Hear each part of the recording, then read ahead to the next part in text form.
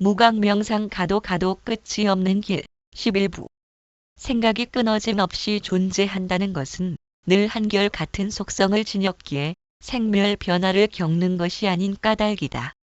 그것은 허공과도 같은 성품이므로 부동으로 존재한다. 움직이는 것은 틈새를 지녔다는 의미이다. 바람이 저쪽에서 이쪽으로 불어온다면 멈추어진 정직한을 지니고 있다.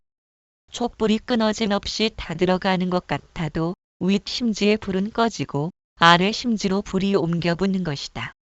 이와 같이 정직한을 통과하는 것들은 모두가 틈새를 지닌 것이다. 따라서 틈새를 지니지 않았다는 것은 생멸하는 속성을 지닌 것들의 바탕이기도 하다. 이처럼 틈새 없이 한결같은 생각을 틀 잡겠다고 생겨난 마음은 허망한 속성이 아닐 수 없다. 마음을 통해 마음의 평화를 구하려 한다는 것은 어쩌면 크게 잘못된 것일 수도 있다. 그것은 마음 자체가 집착으로 뭉쳐 이루어진 관념의 덩어리를 마음이라고 부르는 것이기에 그럴 것이다. 컴퓨터에서도 지움이라는 DEL 키는 파일이나 문서를 지울 순 있지만 지우는 자신을 직접 지울 순 없다. 마찬가지로 눈은 보는 역할을 하지만 자신의 눈을 볼 수는 없다. 마음도 육근의 하나인 의근이라 불린다. 눈으로 사물을 보고 귀로 소리를 듣는 것처럼 의근이 있으므로 보이고 들린 생각에 대하여 헤아림이 가능한 것이다. 만일 의근이 없다면 보이고 들린 것을 헤아려 의지작용을 일으키지 못할 것이다. 의근이 감각기관 중에 하나이기에 인공지능도 만들어진다. 보이고 들린 것을 종합하여 현재 상황에 가장 적절한 판단을 내릴 수 있다. 눈과 귀는 자신의 의지작용이 닿질 않는다. 보고 싶은 것만 보이고 좋은 소리만 들려오는 것이 아니기 때문이다. 그렇다면 당연히 의근도 스스로의 의지작용이 닿을 수 없다. 다만 사물을 보고 들으면서 받아들인 정보를 통해 반응하는 작용만을 지니고 있다. 그런데 과거의 경험과 미래를 상상하는 마음이 자리 잡았기 때문에 취사선택의 의도를 의근에 개입시킨 것이다. 이와 같이 의근을 통해 의지작용이 개입되었기 때문에 보고 듣는 것들을 통해서 내 마음에 들고 안 들고를 판단하는 데 사용되고 있다. 또한 이런 과정은 카메라가 번호판을 찍으면 문제되는 차량을 식별해낼 수 있다. 우리가 아무리 마음을 찾아 나서도 마음은 발견될 성질이 아니다. 여기서 역설적인 논리가 등장한다. 눈에 사물이 보이면 그것이 눈을 본 것이다. 마음을 찾겠다고 나선 것도 마음으로 행한 것이니 그는 이미 마음을 본 것이다.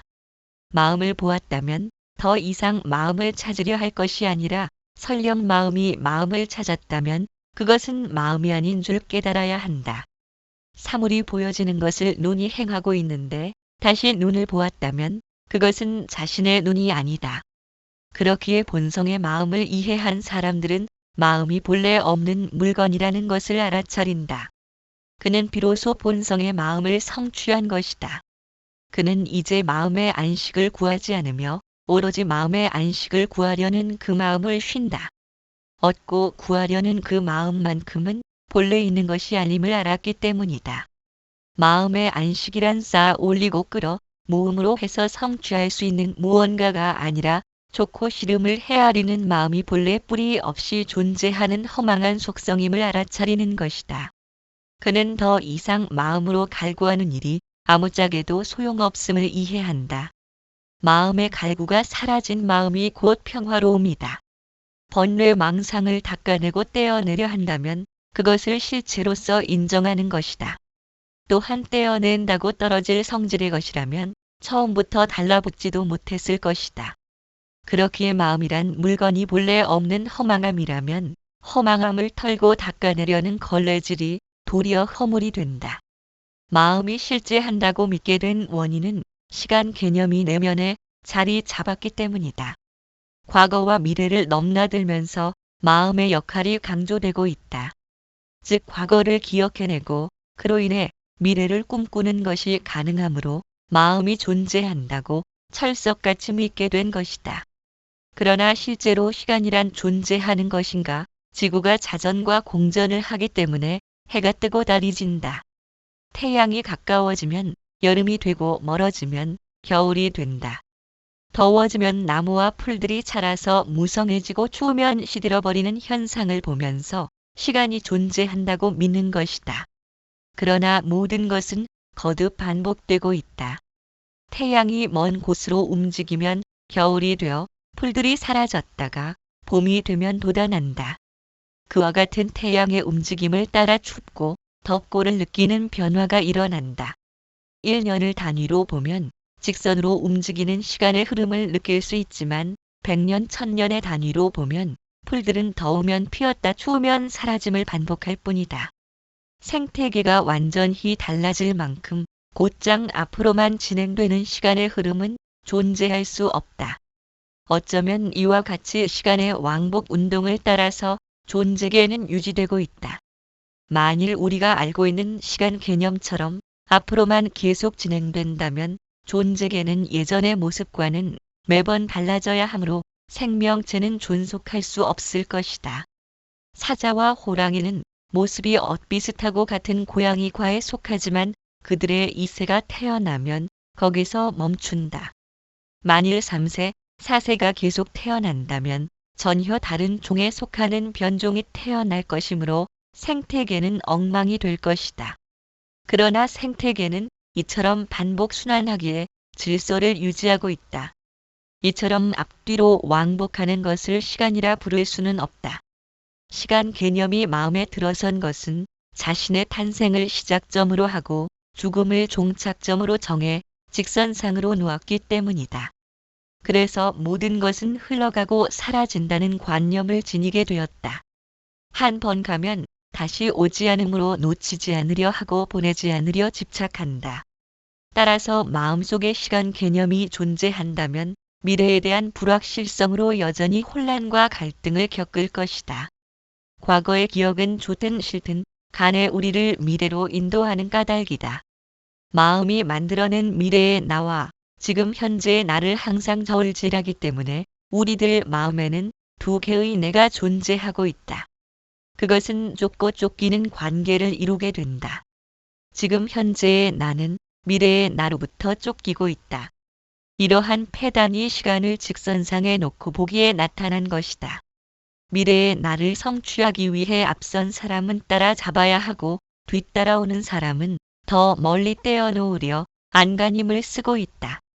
이런 상태에서는 어느 누구도 마음의 평안을 유지할 수 없다. 이것이 상대적 관념에 물든 마음의 모습이다. 미래의 나와 지금의 내가 일으키는 갈등으로 하여금 무엇이 진실이고 진실이 아닌지를 분간하느라 실체를 놓치는 어리석음을 행하고 있다. 가령 눈병이 나서 눈이 부은 상태로 족부를 바라본다면 뿌옇게 불빛 주위로 둥근 그림자가 생긴다. 또한 손으로 눈을 누르면서 사물을 바라보아도 두 개의 모습으로 나타난다. 그렇기에 어느 쪽이 거짓이고 진실인지에 대한 견해를 지녀야 한다. 저것은 옳고 이것은 그른 것이며 이것은 좋고 저것은 싫다. 자신이 눈을 손으로 눌러 생긴 것이란 사실은 잊어버리고 두 개로 보이는 사물을 앞에 놓고 진짜와 거짓을 파악하기 위해 마음은 쉴 새 없이 분주하고 번거롭다. 지혜로운 사람이라면 두 개의 사물이 있다거나 혹은 없다거나를 논할 필요조차 없음을 안다. 손가락을 치워버리면 사물은 있는 그대로 존재하기 때문이다. 우리가 미래의 나와 지금의 나 사이에서 갈등을 겪기 때문에 조바심이 일어나고 무언가를 해야만 직성이 풀리는 것이다. 그것은 잘못된 시간관념을 받아들인 탓이다. 미래의 나란 있다거나 없다거나를 논할 필요도 없다. 언제나 지금 이 순간의 나만이 실존인 까닭이다. 우리가 혼란받는 원인을 규명하고자 애쓸 필요도 없다. 스스로가 눈을 눌러 만들어낸 허상으로 인하여 참과 거짓을 구분하고 지금의 나와 저렇게 되어야 하는 가상의 나를 만들었기 때문이다. 이와 같이 마음이란 지나간 과거에 매달리면서 미래를 불러들인다. 과거를 통해 미래를 꿈꾸는 속성으로 인해 우리는 지금 현재 하는 나를 잃어버린 것이다. 그로 인해 가도 끝이 없는 길, 그것이 우리의 길이 되었다.